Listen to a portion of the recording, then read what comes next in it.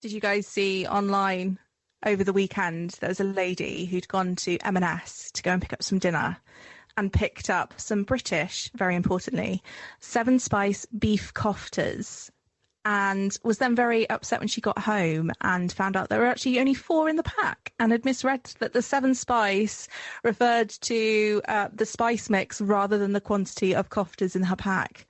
You guys ever done anything silly with mixing up numbers or getting confused by descriptions? We once got, or tried to get dining room chairs to go with the dining room table. There was a picture on the website that showed 2 chairs, so we thought we need 4, we'll get 2 of them. But we didn't read the small print where the price was for just 1 chair. So we ended up with 2 chairs and some disappointed dinner party guests. Where they had to sit on each other's laps to enjoy their 4 kebabs instead of 7. How about you, Tom? Mine's quite similar to that. When going off the dining room setup, me and my housemate were moving in, and we went on Facebook Marketplace doing all our research to try and get a cheap table. Oh, this one looks good. Can we get it through the door? No. Having to go round the back, trying to get through the window was not the easiest task. It was a bit like the Chuckle Brothers having a go. It was we got there in the end, but my God, that took a long time.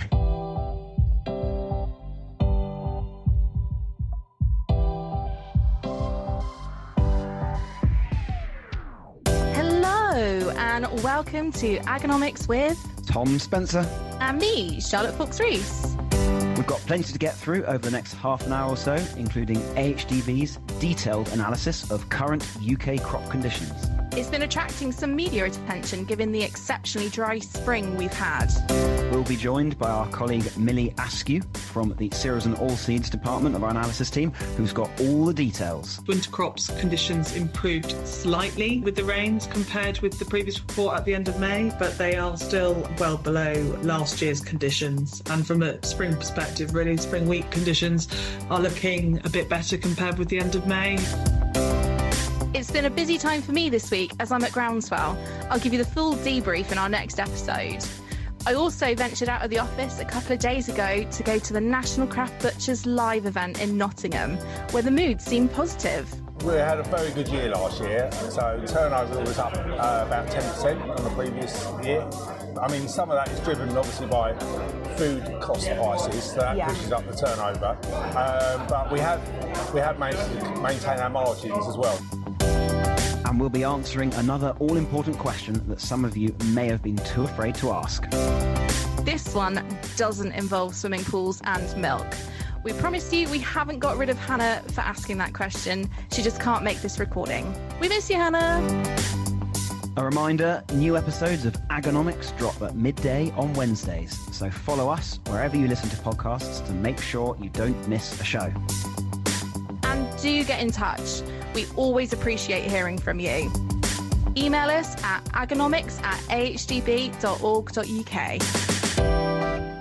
As always, we're going to kick off with a few items that we've been reading in the news in the world of agriculture and economics. Charlotte, what have you been looking at?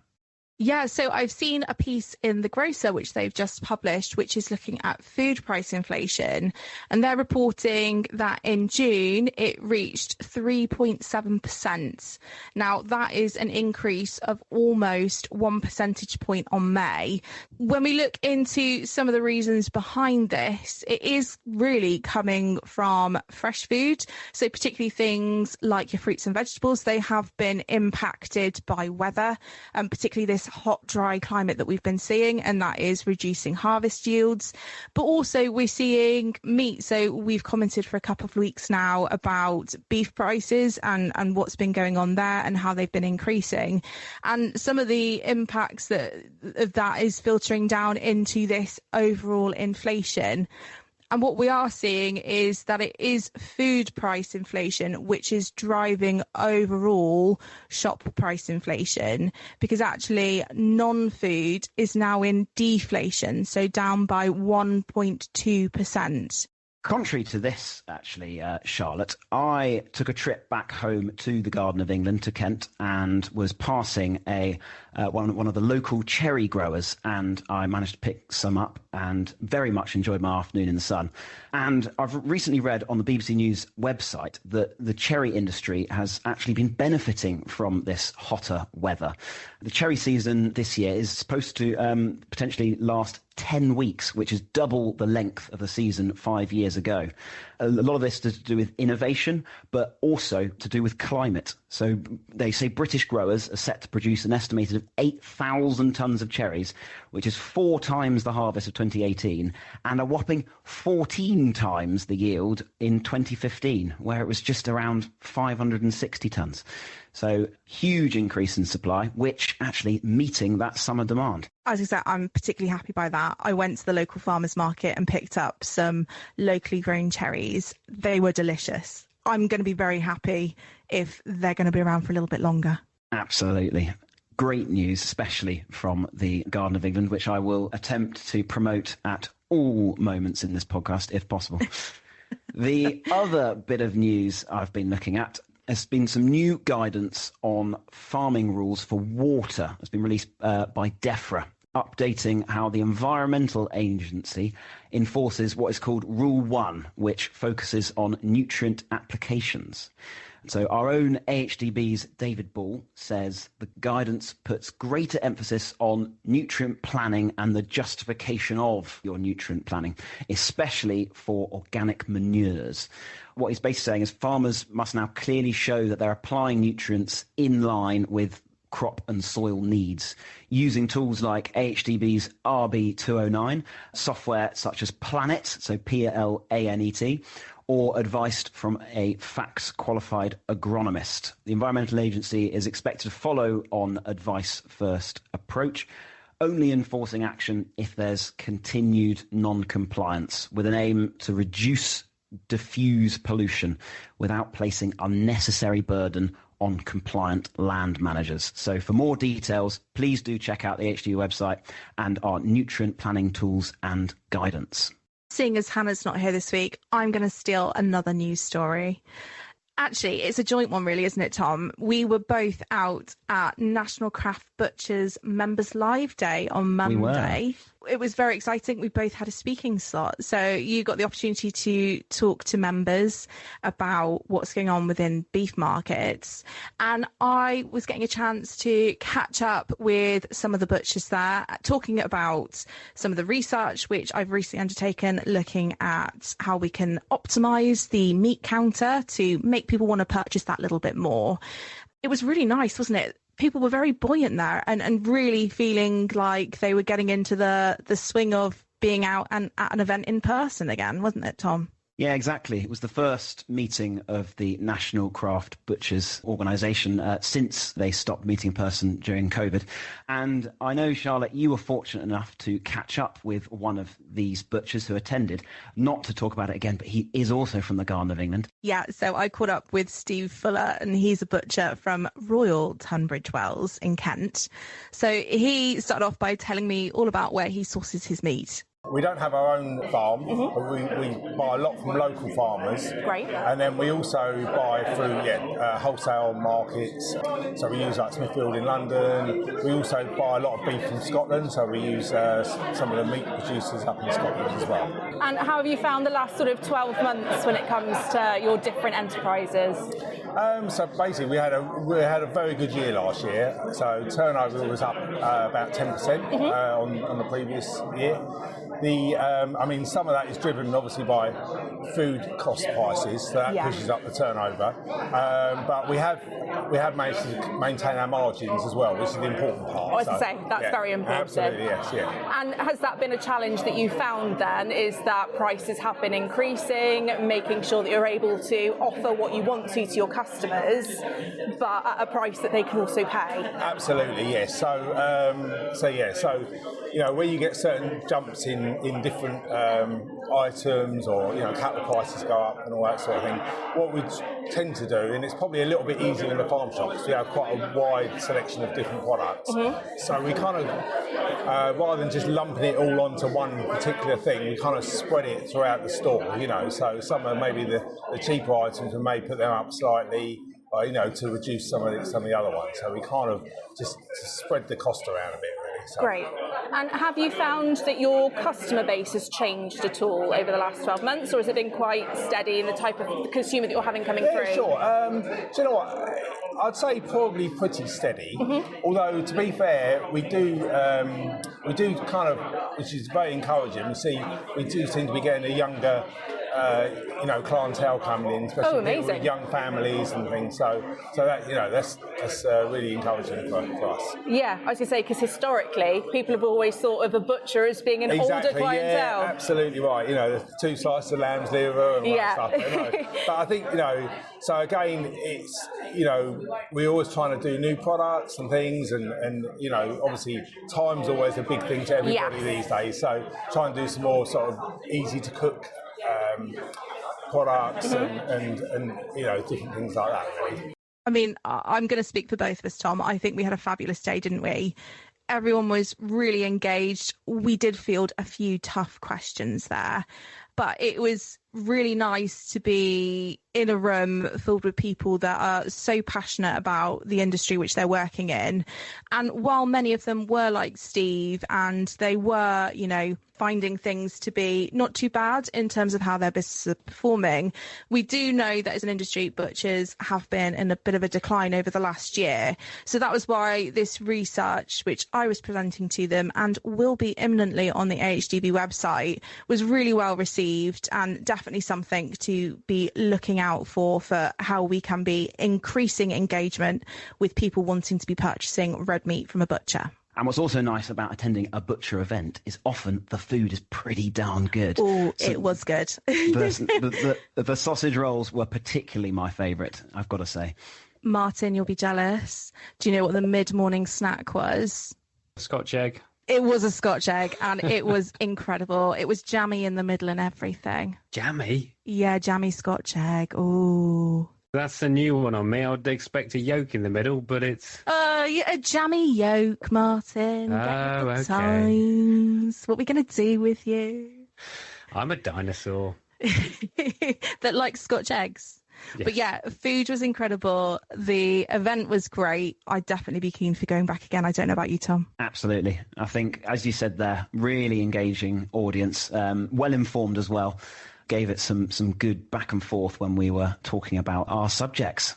Now, time for a quick break. And on the other side, we'll be talking with Millie Askew, lead analyst from our cereals and oilseeds team.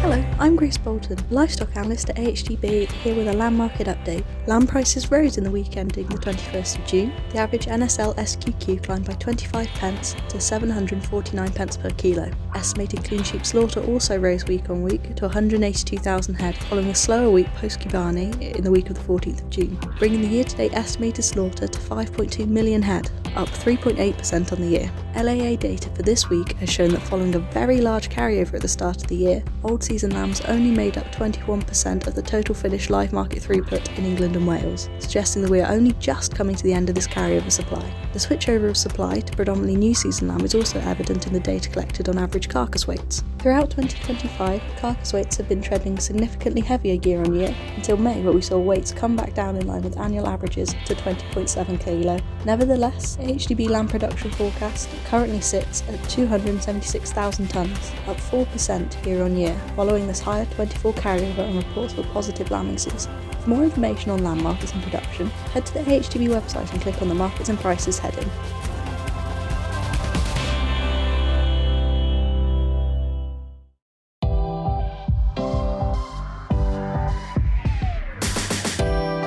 Welcome back to the Agonomics podcast with me, Charlotte, and Tom this week. And we're joined by Millie Askew, lead cereals and oilseeds analyst at AHDB. And she's going to be talking to us about a brand new report that literally just landed on Friday. Yeah, thanks, Charlotte. So on Friday, last Friday, we published the final crop conditions report for the 2025 harvest. So that's looking at the development and condition of the crops in the ground for the up-and-coming harvest. So the main point, really, obviously, following the very dry spring weather we've had this year and the hot conditions, I think the main question on people's lips is, how are crops faring with those conditions? We did have some rainfall, obviously, at the end of May and early June, which alleviated some concerns for some. And I would like to just highlight the some. It's very much regional. I was going to say, just to jump in there, I haven't had any rain yet in Gloucestershire. So you saying that there is some, I haven't had it yet. Yeah, I think the line really is it rainfall for some farmers across the UK, but it was very sporadic and very unsettled across some areas. Like in some areas, there were huge thunderstorms with growers receiving like up to 80 millimetres of rain in eastern regions, while others have received less than 10 millimetres in one go. So it's very sporadic. I think in terms of crop conditions, so looking at the winter crops conditions improved slightly with the rains compared with the previous report at the end of May, but they are still well below last year's conditions. And from a spring perspective, really, spring wheat conditions are looking a bit better compared with the end of May, but again, still not sort of high in comparison to historical data, and other spring crops somewhat deteriorated. And is that really just coming down to the weather having such an influential factor on this, or are there other things at play too? I think really due to the weather, I think if we cast our mind back to the autumn planting window as well. So by no means was the 2024 autumn planting window as bad as the 2023 planting window. But again, we had sporadic rainfall. Myself here in Lincolnshire, we had a very, very wet early autumn or mid-autumn, like bog-like conditions as such, which delayed planting somewhat. So in our early bird survey, which is the survey of planting intentions, there was an expected 5% increase in sort of the planted area. And then in our planting and variety survey results, sort of there was a 6% national increase. I think it did dry up somewhat. People did get a few more crops to the ground than they thought they were going to, but not actually probably as much. The increase from, say, the early bird survey up until our sort of the data of the increase in the area was nowhere near as large as some I would have expected and some would have expected, because it didn't dry up in some areas. It's been very regional. As we know, the oilseed rape area is going to be down again this year, but actually in terms of crop conditions, they're probably faring the best out of all winter crops, given the fact that we did have, from a planting window for the oilseed rape crop, we had quite a decent planting window at the end of harvest, sort of end of August, early September there, to get the winter oilseed rape in. So actually they're faring relatively well in comparison to the other crops. So how has this varying weather affected pest control and fertiliser application? For most crops, the issue has been on water stress rather than necessarily the effects of disease or pests. And obviously the lack of rainfall can impact uptake of especially granular fertilisers. So it may have, and I had been hearing, and this was back in May, April time, about actually, with the granular nitrogen application, the first application for spring crops, with the lack of rainfall, it was impacting obviously the uptake, because without the rain, it's not going to be uptaken. So we had seen, or had been hearing that. Luckily, I think in some regions the rainfall did come to allow the absorption there. From some wet areas, it may have had, like I say, it's very much a may have impacted people's decision to put granular fertiliser on crops, given the lack of rainfall and aiding on the uptake. From a quality point of view, obviously I've talked about the fact that we've seen sort of conditions to be lower than last year, very much regional. I think we could be seeing, again, harping back, sort of looking at actually what's in the ground. The results of our planting and variety survey, which came out at the beginning of June, showed that we are going to have a lower proportion of those higher quality crops in the ground for harvest 2025. So then, with looking at the dry conditions and what impact that could have had, we could be looking at a smaller quality pool as such of wheat this year. So again, I think there's a question mark around that. So if there is potentially going to be this variability in quality that's coming through, what impact is that going to have on price? So does that mean that the good stuff's going to have a really great price? So I think it's very hard to quantify at the moment, really, in inverted commas, what damage the dry and hot conditions have had on crops, and actually whether it is regional or whether it is national as such. But what we can say, obviously, we have had, in general, a lack of rainfall and warmer than usual conditions this year. And it is pointing towards sort of a mixed bag on the quality side, possibly, which could see a smaller pool of quality crop. But again, until we actually cut it and see actually what it's like and do testing on it and see what protein, how bad falling numbers and specific weights are like, we can't tell. If we cast our minds back to the harvest 2024, there was a lot of concern around the size of the crop and again, due to the sort of poorer harvest conditions, poorer winter planting window, around the size of the milling wheat pool as such this year, for harvest 2024, sorry. And we then saw that trigger somewhat of higher imports. So we have seen in the 2024-25 marketing season record levels of wheat imports, with a large proportion of those being higher quality milling spec wheat coming. And while imports aren't broken down necessarily by the quality because it's done on commodity codes, you can tell by the origin that what it is. You're not importing Canadian hard wheat or wheat from Canada, to go into animal feed. It's likely to be of the high quality.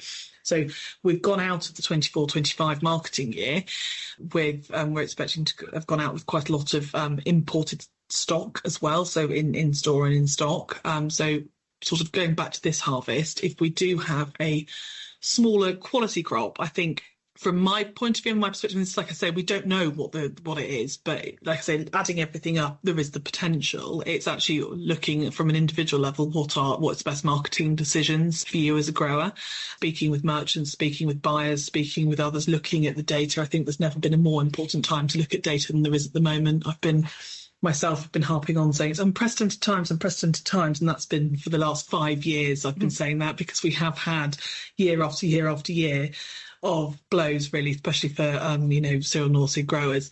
And I think data is key. So using crop condition information, using the planting information to make better marketing decisions for the 2025 crop, and also altering possibly your 2026 planting decisions based off the information. I think use the information is available to help with that, because if, for example, you have a decent quality you get hit your protein and you have a good milling wheat spec crop, then it's how do you market that and make the best decisions for your business as a whole. Looking towards what I've been viewing in the farming press, photos of farmers with their combines already in action.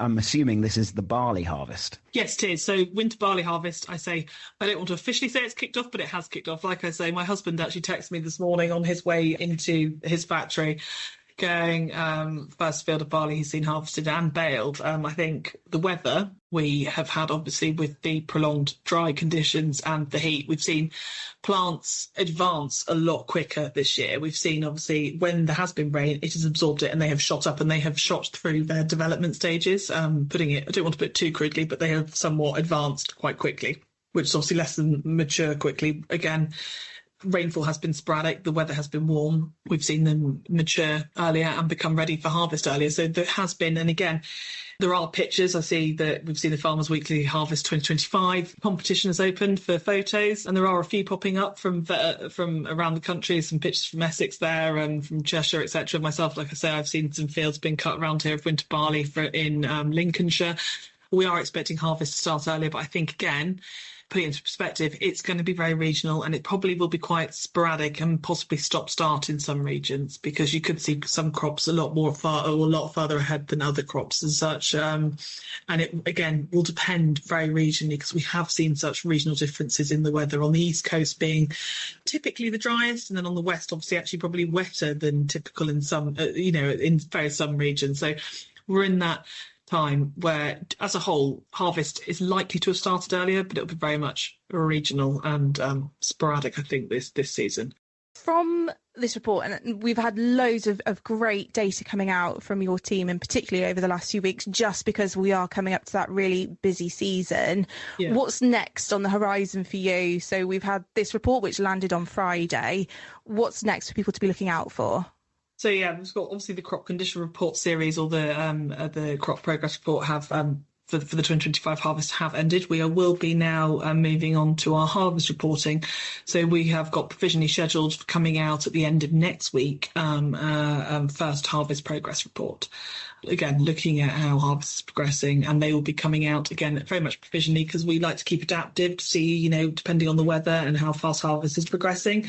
Fortnightly to start with, to capture information on the harvest, how it's progressing, initial thoughts on quality and yields, etc. I think, like I say, from the crop conditions report, it's looking like yields as a whole. I mean, this is very much general because, again, I keep saying it's regional, but we are looking probably like yields will be slightly lower than average this year. But I think to buffer that, for wheat, we're expecting a larger area. For barley, we're expecting a smaller area, so that we are going to probably have a smaller barley crop this year. Or it's very likely we'll have a smaller barley crop this year, given that it's very unlikely we're going to have record high barley yields.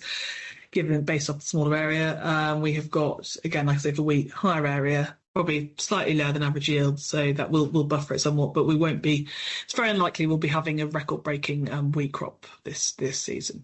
So yeah, keep your eye on the AHDB website and emails then for those harvest reports coming out. So they will be starting the 11th of July. Mm-hmm. And we will be publishing it in our Grey Market Daily output on the Friday, all being well, so please do sign up. Thank you very much, Millie. Some really insightful stuff there and to watch out for. As my dad reminded me at the weekend, there are no prizes for those who start harvest first. And we'll be back after a short break. If you're looking to bring new talent into your business, then the Pig Industry Scholarship Programme could be for you. Known as PISP, the initiative developed by AHDB, the National Pig Association and Harper Adams University recruits highly qualified agriculture students into the pig industry and associated trade. It's a fantastic way for farm businesses to gain staff and help train the next generation by offering valuable hands-on 12-month work placements. The deadline to express your interest for the 2026-27 academic year is Monday the 2nd of September. For more, visit ahdb.org.uk and search for Pig Industry Scholarship.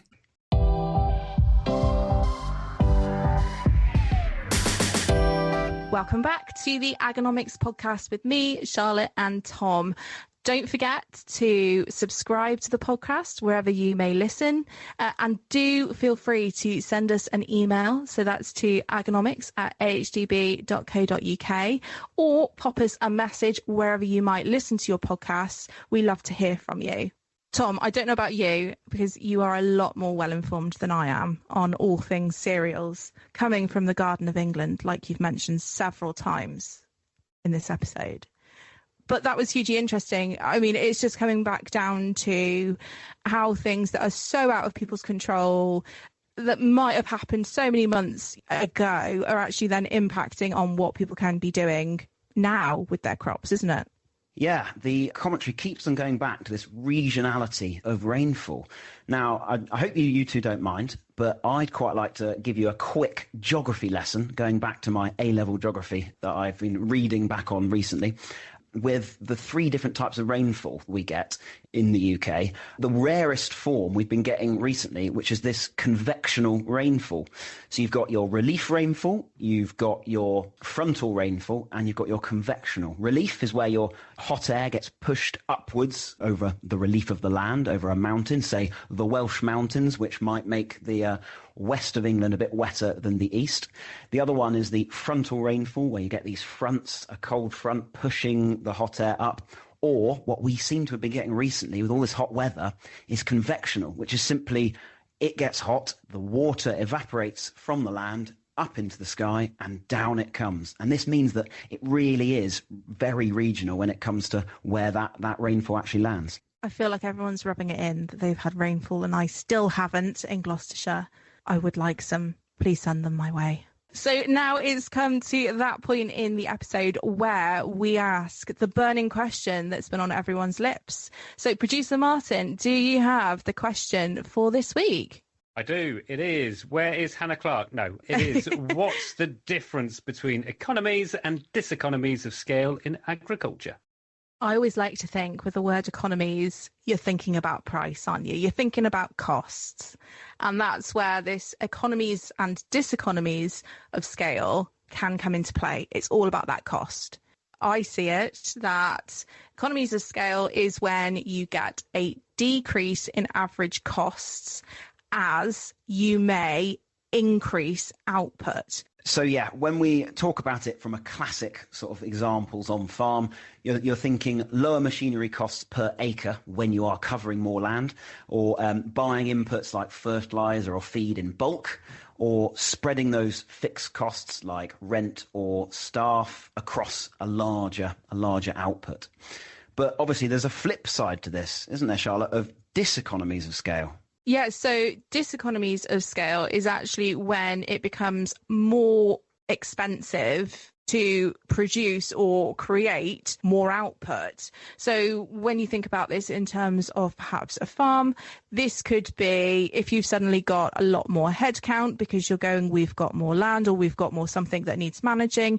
Actually, you're then having to spend more time on managing those people. Perhaps less of your time is getting put into other aspects which would be then creating money for you. So it becomes less effective, less economical for producing those higher outputs. Exactly, yeah. The decision making becomes potentially slower and less responsive because you've got to get more people involved in what the outcome of that decision is. Potentially a loss of attention to detail, potentially a poorer livestock performance because you've got more animals to have to look after. But what's interesting to add on here, and this goes back to bad of me to not mention my farm economics lecturer from Harper University, Martin Wilkinson, who used to talk about actually, do economies of scale actually exist in farming? So from a biological systems, do they actually scale easily? You can't double output just by doubling inputs. So that being weather, land type, and animal genetics introduce limits. There's natural variability, very hard to manage at scale. So managing 500 hectares is nowhere near the same as managing 50 hectares. There's more risk, there's more variation, more unknowns. And land, the key bit here, land isn't scalable like a factory is. So when we talk about economics in textbooks, etc., it often doesn't talk about farming as a standalone sort of separate entity, but you can't simply build more land, and expanding often means buying or renting potentially worse land or just land that you're not as knowledgeable about. A lot of farming is passing on information from generation to generation about the different fields and where the good bits are, where the poorer areas are, where the tricky bits are. Labour isn't sort of infinitely substitutable. Now, that might be something to get your head round, but a skilled stocksman who can make sort of timely decisions with local knowledge, etc., has an amount of capacity. When you then suddenly have to employ someone new, that new person isn't going to have that same ability as your original stocks person. And finally, when we look at sort of environmental and regulatory pressures, they will increase with size. Larger farms may face a bit more scrutiny when it comes to, for example, the amount of slurry that you're having to produce, especially around sort of animal welfare, emissions, and the impact on the local community. And I think that's why it's then also a really important part to say that while at AHDB, we do really pride ourselves on offering independent, accurate insights, we always do suggest that these are not us telling you what you should be doing with your farm. Everyone's farm is going to be slightly different. They are there to help you make an informed decision about what could work for you, not what you should be doing. We're not here to tell you how to farm. We are here as a tool to help you make some of those decisions that would be of best benefit to you. Well, I think that's all we've got time for this week. We've covered loads today, even without Hannah being here. Hopefully she will be back with us next week. And you're off to Groundswell this week, aren't you, Charlotte? So we'll be hoping to hear all about what's been going on in the world of sustainability within farming. And I hope that if you do spot a Scotch egg, you might have Martin in mind and bring one back for him, if it lasts. That is. It's not going to last. I'm sorry, Martin. I'll take your picture, but it's not coming home with me.